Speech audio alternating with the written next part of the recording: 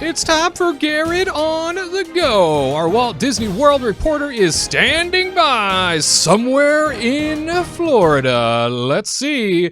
Where are you at today, buddy? Hello, everyone. Happy New Year. I am live here at Epcot in front of the recently unveiled Epcot entrance fountain. And my goodness, that thing is a beauty. You guys got to come on out and check it out. That is a beauty. Oh, my. And have you been around in the evening to see it for yourself? Oh, I have indeed. Actually, I recently filmed a vlog on the things that have come to Epcot. And I was here around this time, which is, early afternoon, because this fountain, it transforms as the day goes on because the way the light hits it, it creates like a rainbow prism. Like I can see it from here. You guys won't be able to very much, but the light changes it. And then at night, it becomes a palette of every color in the rainbow, and it emits a shining beacon into the sky saying, Epcot's here. This is where the future's at. Come on down. drink around the world, all that good stuff. Don't worry about all the giant pit of construction we have going on in the middle of it. We have a shiny new light. But this thing is incredible. It is a phenomenal photo op. There have just been guests walking by, taking it in. Many guests have walked by saying, like, has that always been there? It has been there if you were back here in 1982, October 1st, because when this park opened, there was a similar fountain. And Imagineers, they did a nod to the original fountain, but with some slight tweaks in there. But it is massive. It is amazing. And I think it's a small thing that you don't realize is necessary until it's actually put in there. Disney Imagineering definitely went out of their way to make this extra special because they're 16 feet tall. They're acrylic pylons, and they represent the past, present, and future of the Epcot Center. And since this is my favorite park, I got to give tons of love to it. So come on down, check it out with me. I can't get enough of it, honestly. But not taller than your hair. No. Can never surpass that hair. No. My hair is actually 16.1 feet. Yeah, see? Little does anyone know. That's a lot of hair. Mm-hmm. How do you get inside your car? With the amount of spray weighs more than each of those, yeah. And now we know.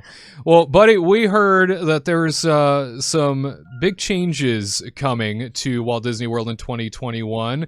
Care to enlighten us as to what D23's been talking about? Yes, D23 has been very busy. For those that don't know, that is Disney's official fan club. The first thing they announced are very sad news, somber news, is that Tron Lightcycle Run, as well as the Guardians of the Galaxy Cosmic Rewind coaster here in Epcot, they are not going to be unveiled in 2021 due to the pandemic and everything going on. D23 and Disney have stated that they are going to be working on just finishing up the exterior of the buildings, and then they're going to pretty much shut in the interior because like the budget's just not where it was. They had planned and hoped, sorry, it's a little windy. They had planned and hoped that in 2021 that these would be open in time for the 50th anniversary, which, comes over first, so just a few months away. But unfortunately, we will not be able to enjoy them this year. But fingers crossed that 2022 is the year of these amazing experiences. Tron is coming along at breakneck speeds, quite frankly. They're working on the exterior, the show building, which is a giant blue warehouse that somehow it hides in plain sight. It looks done on the outside, but we don't know what's going on the inside. The special part about that, right, is that the launch system, you're going to launch backwards. Leave it up to the Guardians to come up with that. And then Tron, that's going on at Magic Kingdom. That is not going to be complete this year as well. They've almost completed the outside framework of that sort of that white skeleton-like frame. It looks like dragon scales. They were finishing up that, but then they've already sealed up a hole on the outside into the actual show building. So who knows what is going on inside, but all we can hope is that 2022, both these come out and that they will bring new experiences for families just a few months after the 50th anniversary has started. But knowing Disney, they might run the 50th anniversary for 10 plus years. They did a similar thing with the 50th at Disneyland for 2.5 years. Who knows what can happen? They'll say, we're not counting 2020. We're going to 2021. Yeah, we're going to give that an additional 12 months to make up for lost time. I will say the 50th anniversary did feel like it went on for absolutely ever, which was fine. It was a great anniversary. But yeah, to know that they've sealed up the outside of the Tron coaster Insane. and are going to be just halting that construction. Crazy to think that like they've come this far and now it's like, all right, well, we got to wait. Yeah, I mean, I think from their perspective, like the main reason to open a new attraction or anything, right, is to get more people to come. Right, yeah. And if you don't want more people to come right now, maybe opening an attraction isn't the best time to do it. It's actually surprising that they even were talking about Avengers Campus to me over in California Adventure, because it's like you would think that they would want to have a roadmap before they even say anything like that. But so yeah, I just imagine for them, they're just like, these things, we don't need to call more people here. And like in Guardians of the Galaxy's case, I've heard that they're even waiting on the actors to film their parts when they do the new the new movie that's coming out. I've heard that too, yeah. So it's like, if that's been kind of held back because of COVID, then that's going to hold the ride back too. So that just makes more sense. But That's true. we shall see. I mean, there's enough people coming for the 50th anyway this year, so they're kind of Sure. like, I don't think we need it. Like, I mean, we all know what happened on Disneyland's 60th anniversary, like the day of when they opened up like a new parade, and they opened up Matterhorn again, and they opened up what was the other ride that they opened up,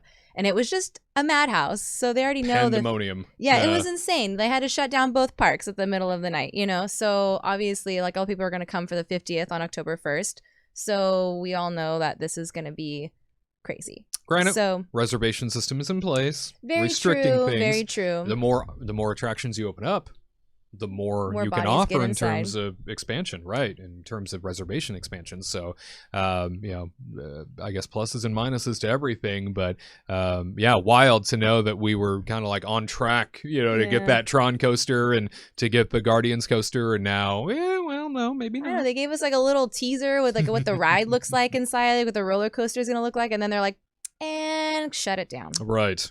So, Well, Bummer. all these choices are being made last minute because of just nobody knows what's happening. Yeah. So, including them, like I bet you they have a very little idea of what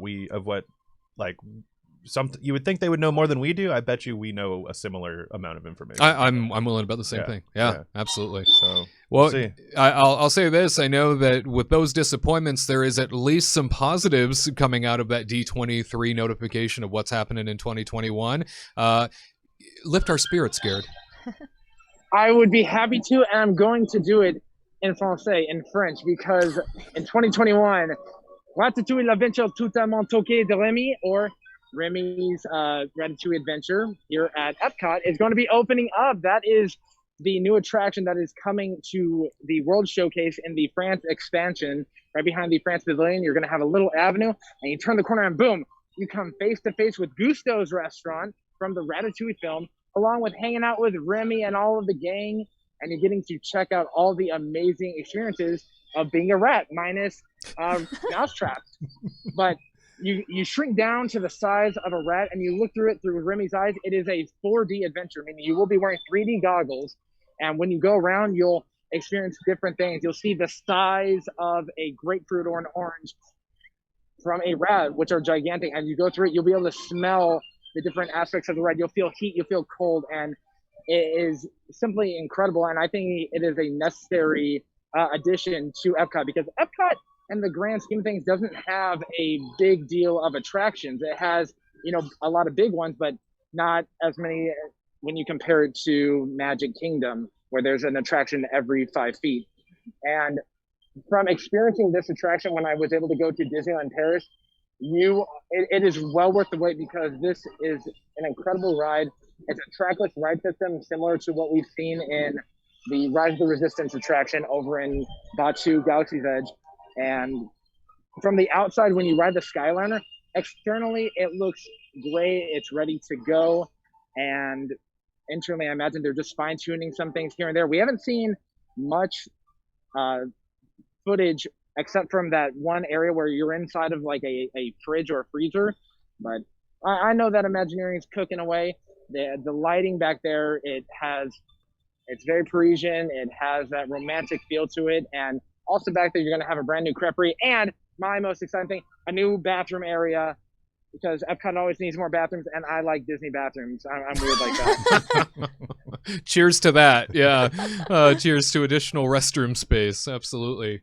You know, I like the fact, Katrina, that the backside of, I thought at first I wasn't going to like it based on what I was seeing, but I like the fact that the front of the France Pavilion at Epcot is very much, you know, a nod to real world France. Then you go behind it and it feels far more animated in scope. And I kind of like that it's tucked away. Mhm. A little disappointed that they didn't connect it all the way around and it's a dead end back there, because that's, from a congestion standpoint, that's crazy. That's what I'm kind of confused about too. Even when they like showed us the last D23 event, right? Or like the 2 D23s ago, and they were talking when they like released that they were going to do all this, and we're like, wait, they're making it a dead end? Why? Yeah. Like that just causes, like, they're going to have a creperie over there, and then isn't there like some other area, another A food? restroom. Yeah, well, a restroom. I thought there was another restaurant or like another food place. No, I thought there was like a creperie and then something else happening. I don't no? think so. Okay, I think fine. they're making a So- gelateria somewhere else. Oh, that's in Italy. Oh, though. yeah. Yeah. Okay. So anyway, but they're making a creperie, so people are going to be there, and then people want to go check it out. I don't know, but it seems really cool. Like like when we were there, a while ago, like we were curious to see what it was going to look like, but we can't really see it that far. And then we Mhm. did the Skyliner, and you could kind of see it a little bit, so that kind of looked cool. But I can't wait to see it with my eyes, and I want to see the Eiffel Tower from behind It's great to see what it looks like. I know that's really weird to say, I don't but think you're gonna be able to see it. I'm curious. Well, can't Yeah, you no, see like you just, when you're you going just around? look straight up, and it's on top of a building. Yeah, so Yeah, it's but- gonna look strange. Yeah, But I don't know. I if was it's gonna concerned work. about that myself, because I thought, wow, they go to all this work for that forced perspective of Yeah. having the tower so far in the distance in the pavilion to begin with. And so it looks like it's far away, and so it kind of looks like it's more to scale. And then, yeah, you're right. You go behind it, and I think that maybe it's condensed enough back there that you're going to be at a cutoff point where maybe you won't be able to see it necessarily from an angle. I would hope if they did it right that their sight lines cover that area. I would hope, because it is such a small place, like we were saying. So Yeah. I think that could work. But hey, but let's nonetheless, I'm excited. gear up for those restrooms. I know that's what I'm excited about as well. Maybe it'll be as cool as the Rapunzel bathrooms. Who knows? Oh, Ooh. You can't beat those bathrooms, huh, Garrett? absolutely. One day I'm going to make a top 5 best Disney World bathrooms. So just wait for that. Maybe it's on the docket for. Don't do it 2021. inside though. Yeah, no filming inside. That makes a lot of sense. I won't do that. I'll write that down. But one thing I want to add to the France expansion is that when you enter, you're going to enter underneath this archway that is reminiscent of the France or the Paris metro system, and there's also going to be a little. It's going to tell you the queue time for the Ratatouille attraction outside of it. So before you even turn that corner, you're going to know how long of a line you're going to be getting into, which I think is smart because it is it dead ends back there, and you imagine getting stuck there and you're like, how do I get out? It's going to be like you're actually in Paris. So Yeah, I don't know. I don't know if the dead end is clever or it's just going to be a challenge to overcome. But yeah, it regardless- definitely. Sorry, I don't mean to keep interrupting you. Go ahead, Garrett. Oh, no, it's okay. I'm just saying it's going to be an amazing area just to have a new attraction, a new restaurant, a new restroom, and it looks like you're in the movie Ratatouille, which you can't beat that. Who doesn't want to be in a Pixar film? I want to be a rat. You want to be the pizza rat That's in me. the subway, Yep. just yanking that pizza along. Everybody watching you on TikTok. That rat is legendary now. Yeah, Yeah. so yeah, I won't be a we legend. should all be It's legendary. even in Seoul. Yeah, Bring it on. yeah. It was even in there was a little soul They did a cameo little in there. nod. Yeah, that's true. Yeah. Yeah, I don't know. I'm excited for a new ride in Epcot. I don't know if this is my favorite ride. I'm not like Garrett, but I think it's interesting that they actually do have a dead end at Disneyland Paris as well. So Interesting. I guess it worked out for them there. So why would they change it? Who knows? Yeah, just it feels like in this day and age, what with all of the learnings that Disney Imagineering has had, along with the operations teams of all these theme parks, to have multiple outlets for anything has always proven to work out much better. You think of like Cars Land at California Adventure, and there's all these ways in and out of the land, and it makes it so breathable and so wonderful. And there's so many nooks and crannies to like escape into, even Mhm. where it feels like a much more personal experience. Where I feel like when you have a dead end for anything, not just the Ratatouille section here, but like you have a dead end anywhere, it's more frustrating than anything, because if you go in and out the same direction and everybody's trying to crowd in to a location.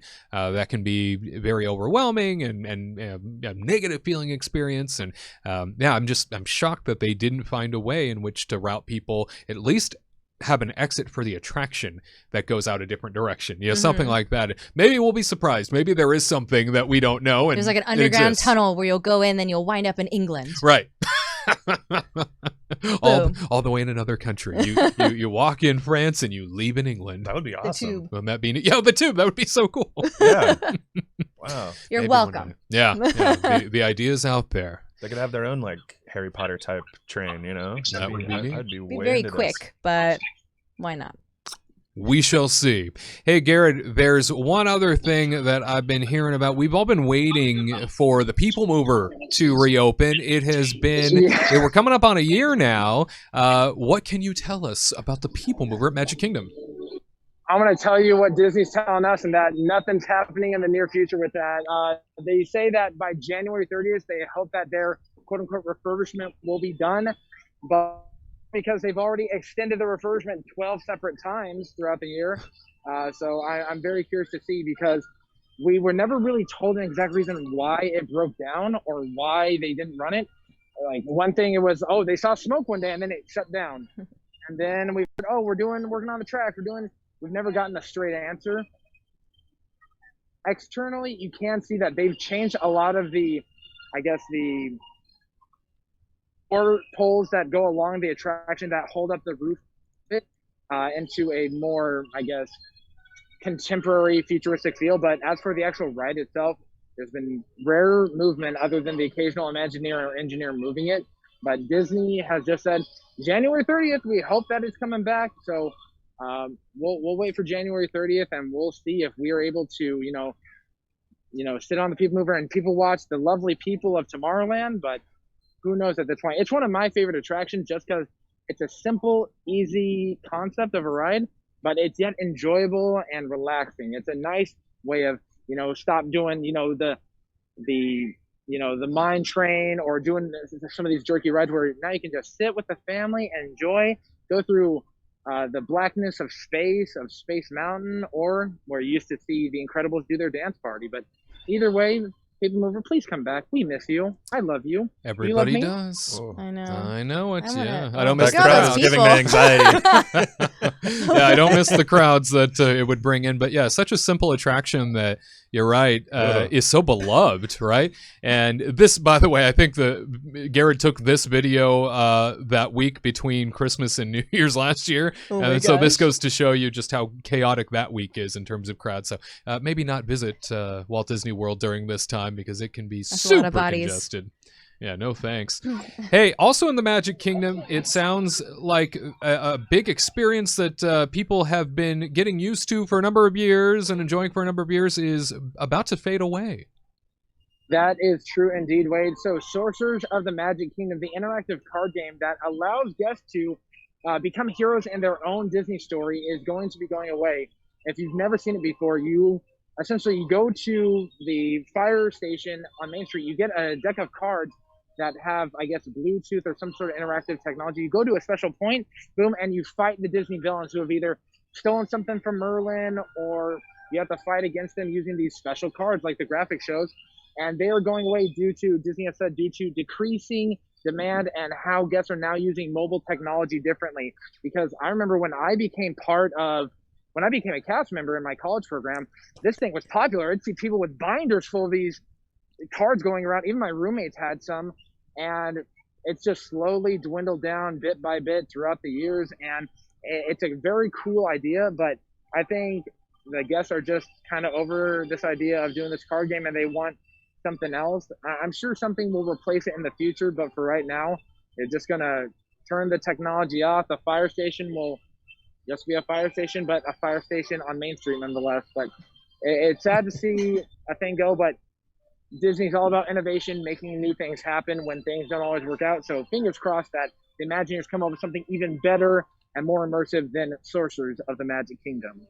Yeah, I mean, it's amazing that this is coming to an end. I mean, I do anticipate that probably something far better is going to take its place, right? I mean, they usually level up. But Katrina, you are a huge fan of this, right? I loved this. When Tyler and I first went to Disney World, we did it, and then I fell in love with it. And we did it a lot because the downtime between fast passes, we didn't really know what to do. In our time, we had like one at 12 and then one at 2. Mm-hmm. So we're like, let's go walk around and do Sorcerers of the Magic Kingdom. And so we'd walk around, and we got a lot of walking in when we'd go from one side to the other side. Then we'd go to Adventureland and then Frontierland, all that stuff. But join me, and then I'm gonna go to Katrina's Card Corner. What you have cards with you? What on earth? We got a little. We did it so often that we did our little cards, and we had them in order of like how we would defeat them and stuff, based off of like I don't know, charming attack and stuff. Like each card has different types of attacks and things, so you have to know who you're attacking. So we'd always keep them here, and we have like some like ones from like the Mickey's Not So Scary Halloween, and then like the Christmas parties and stuff. And then we would always keep the ones in like the back extra ones that we would have, and we would trade them with like little kids, because sometimes you would see. And then that's like what brought like us even more. We loved doing it when we would go visit, and then we would always have extra ones, and then you would see like a little kid just going to Disney World for the first time learning about this, and then they only had like 8 cards, and they're like, they see us and we have this book, and we're like, okay, get this one out, go. Childless millennials. So then we would like, we would look at the little kids and be like, oh, well, which ones do you have? Yeah. And then so sometimes we would just give them extra cards, and the parents were like, oh my God, thank God. And then some we would be like, well, do you want to trade? Because there's some other kids that were like pretty cooler than us with this. And so we would trade. We would have like 2 extra Mickey's Not So Scary, so we would trade like a good one for like 2 regular ones or whatever. But it was always so much fun. Like it was just I'm gonna miss it. I'm sad I don't get to do it again. It was a time saver. Like you definitely, or not time saver, but time sucker, where you would just go and defeat things, and then you would go on a fast pass and then stand in line for something. And then I'm guilty. Okay, I'm guilty of the whole technology thing. I'll admit it. There was like a time where Tyler and I went, and they just announced like a Christmas card or something, and we were there for Halloween, and we're like, dang, we're gonna miss it this year. And so then Tyler's like, I'm curious. Yeah. And so he brought out his phone, and then we just decided to try it. And it was like, I put a picture of the card. I brought a picture of the card up on my phone. Yeah, a picture of the card on his phone, and then put it in front, and then it actually registered it. Oh, and then they actually had it programmed because it was Halloween at that point, so they already had the Christmas one registered in the system, which was really cool. Each card attack has its own specific animation, so it played that animation that we would have seen if we actually had that card. And then we caught a cast member's attention, and they're like, like, how'd you do that? I've never seen that attack before. The phone doesn't work. And we're like, It just did. It doesn't. No, of course not. We were just looking for something, and then yet we pulled it off. But anyway, so we did it. But anyway, yeah, this is a fun. full set of the cards besides just a couple of the parties. So I'm gonna miss it. Yeah, clearly. Because a lot of people would go to the parties even just to get the card. Yeah, it was like a huge thing for those people. So I was included. Like I'd be like, I don't really want to go to the Christmas party, but I'll get that special card. I'm really sad that it's gonna go, and I wish we were able to do it on the last trip. But hey Tyler, things change. You're playing PS4 when everyone else is playing Atari, man. With the phone game, you're changing it up. You know how it is, Garrett. You know how I do. Yeah, like you got to keep it real. You're like, I'm the real sorcerer of the Magic Kingdom. Step out of the way, Merlin. I got iPhone power. Now my next step is a PS5. Yep. Level up every time. I'll miss it. Rest in peace. I never got to do it myself, unfortunately. It was one of those things that I always thought like, oh, one day I'm going to do that. One day I'm going to do that.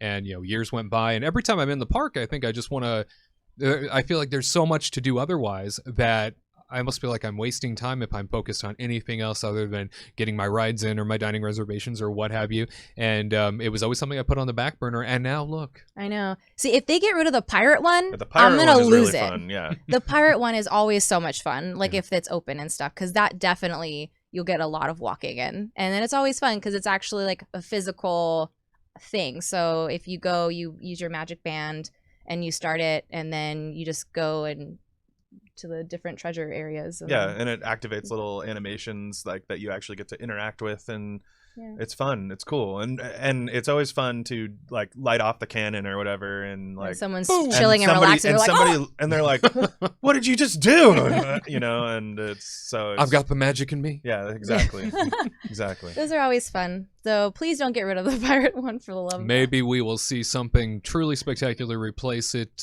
We can only hope. And Garrett, thanks for dropping in today with all the top stories. We look forward to learning many more next week. You gonna go ride Spaceship Earth? God. Fun. No, that's a long line. Oh, I'm no. I'm He's gonna here to drink sit around in the world.